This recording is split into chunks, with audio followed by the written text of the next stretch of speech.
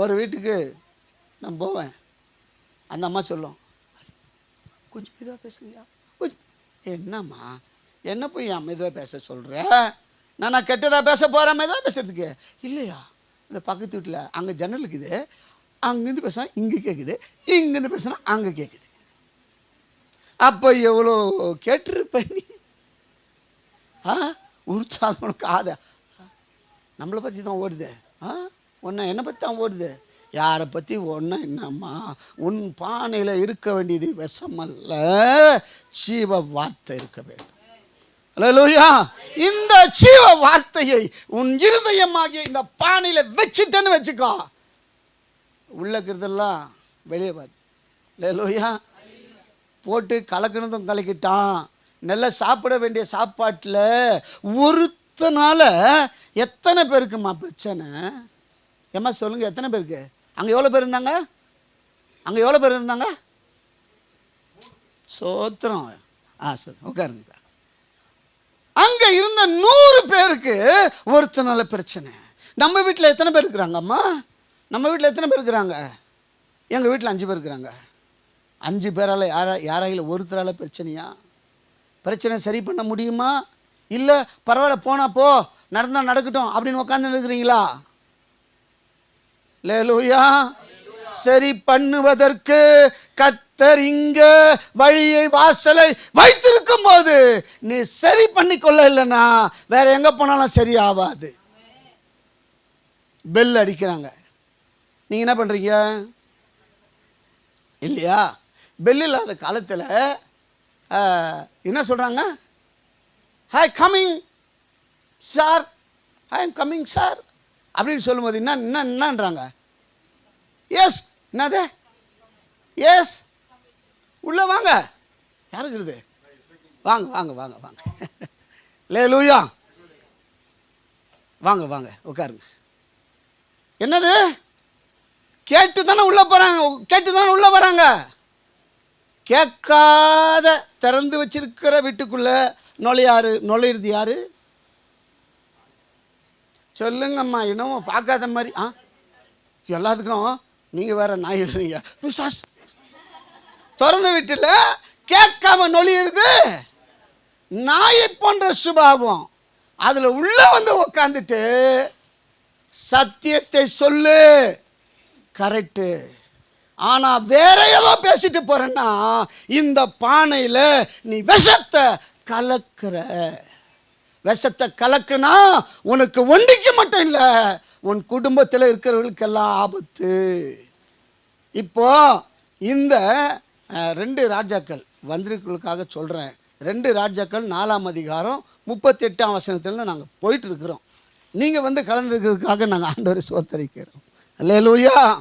இப்போ அந்த பேய் கொம்மட்டுக்க எங்கேயோ கிடந்த பேயை கொண்டாந்து எங்கே போட்டுக்கிறான்? இப்போ பானையில் போட்டாச்சு. இப்போ அடுத்தவன் 99 பேர் என்னன்றான்? சாவு. எங்க இருக்குது சாவு? பானையில இருக்குது சாவு. பானையில இருக்குது பிரச்சனை.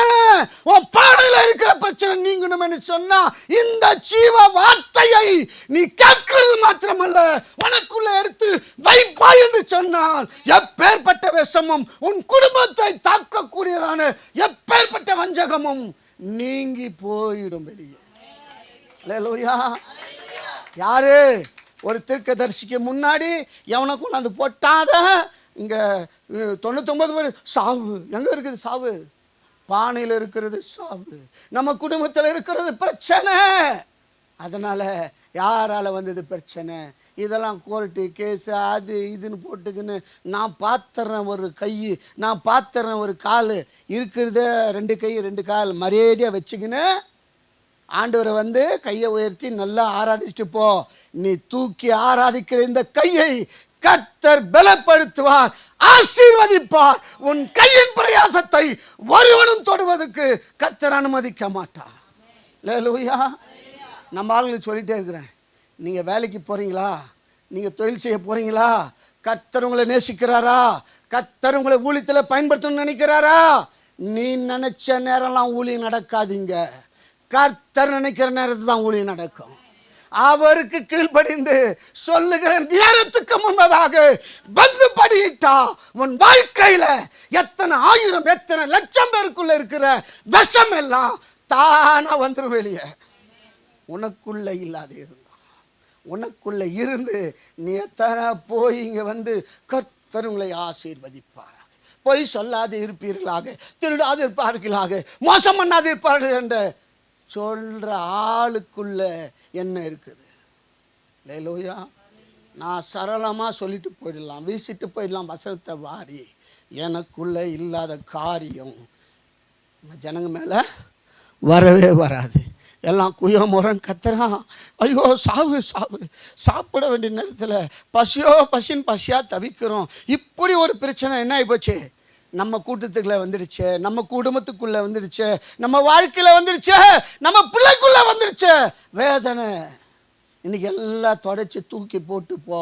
இதுக்கு காரணம் செய்ய வேண்டியது ஒரே வேலை என்ன தெரியுமா? 100 பேர் கத்துறான், ஒருத்தன் கத்தலை, தப்பு பண்ணிட்டான், என்ன பண்ணுறது அவனுக்கு தெரியல. இப்போ 99 பேரும் கத்துறான் சாவு சாவு சாவு. எங்கே பார்த்தாலும் இந்த 100 பேருக்குள்ள என்ன செய்தி இருக்குது? சாவு செய்தி இருக்குது, கெட்ட செய்தி இருக்குது. வாழ வேண்டிய வயசுல வேணாம் செத்துட்டா நல்லா இருக்கும்ன்ற அந்த வார்த்தை வருது. அதுக்கு உரியவன் பிசாசு. மெதுவா மெதுவா அவன் காது பேசுறான். ஏன் போயிடுவாரு, சத்து சத்து, நீ எதனா செஞ்சுக்கோ, நீ எதனா பண்ணிக்கோ. ஐயோ வாழ்க்கையில் எவ்வளோ தோல்வி, எவ்வளோ பலவீனம், போயிடு போயிடு. நீ யாரா கேட்கறதுக்கு முடியல. கோழை அழுதுகிட்டு என் வாழ்க்கை எப்படி ஆகிப்போச்சு, என்னை எப்படி கொண்டாந்து மாட்ட வச்சுட்டான். இந்த அழுகெல்லாம் பார்க்கறதுக்கு ஆண்டவர் வரல. உன் அழுகையை களிப்பாக மாற்றும்படி ஆய்த்தான் கர்த்தர் உன் நடுவில் உலாவிக் கொண்டு இருக்கிறாரே தவிர உன்னை தோல்வி பார்த்துட்டு இருக்கட்டும் போய் என் புள்ள தோல்வி, என் புள்ள தப்பு பண்ணிடுச்சு அப்படின்னு சொல்றதுக்கு இல்லை. உன் தோல்வியை வெற்றியாய் மாற்றுவதற்கு இங்கே ஒரு ஜீவ வார்த்தை காத்து கொண்டிருக்குது. அம்மா தூங்குறியம்மா, ஏம்மா ஐயா தூக்கம் வருதையா, ரொம்ப சீக்கிரமா நினைச்சிட்டீங்களோ காலைல, கவனி, இங்கே ஒரு ஜீவ வார்த்தை காத்து கொண்டிருக்கிறது. இந்த ஜீவ வார்த்தையை இந்த பானையில எடுத்து போட்டு கலக்க ஆரம்பிச்சிட்டேன்னா எல்லாம் உண்டில் எல்லாம் வெளியே வந்துடும். அல்லேலூயா.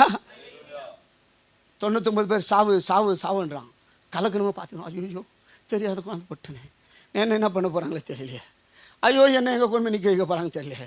இந்த 99 பேர் சேர்ந்தா ஒருத்தனை என்ன பண்ணுவாங்க?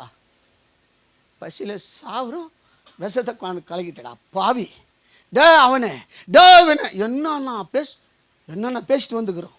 நம்ம அவனை விடுங்க, நாம் என்னென்ன பேசிட்டு வந்துக்கிறோம்.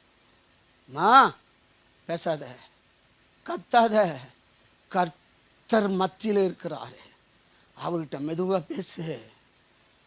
சங்கீதம் 40:1 படி நான் கர்த்தருக்காக காத்திருந்தேன், என் விஷ வாழ்க்கையெல்லாம் இனிமையா. ஐயோ என்ன அமைதியா இருக்கிறீங்க?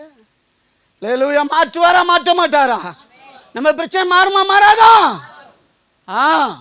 அடுத்த வாரம் வாங்க, அடுத்த வாரமும் இதேதான். மாறுமா மாறதா? மாறும். அடுத்த வாரம் வாங்க, மாறுமா மாற மாறும். எப்போ மாறுறது? அல்லேலூயா. தெரியல உங்களுக்கு? நான் அப்பப்போ ஒரு பாட்டு பாடி காமிப்பேன்.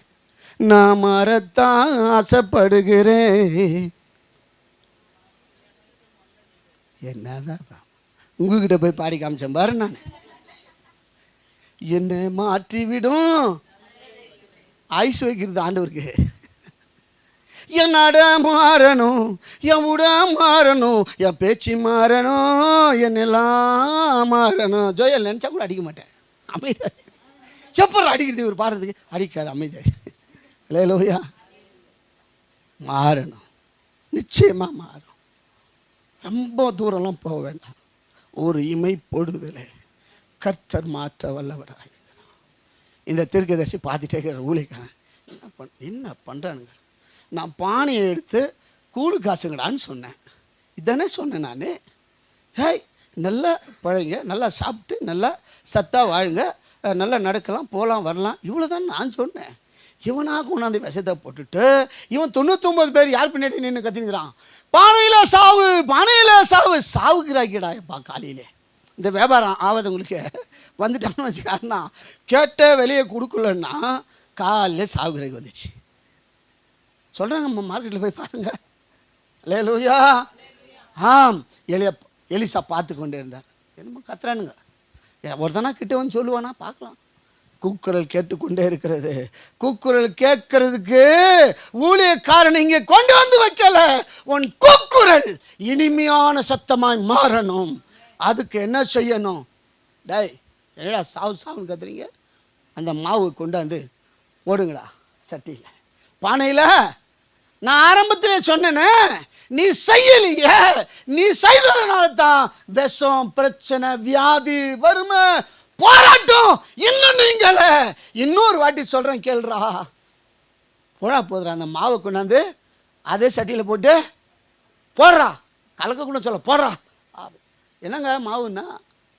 மாவுன்னா என்ன? உங்களுக்கு தெரிஞ்ச மாதிரி என்ன மாவுன்னா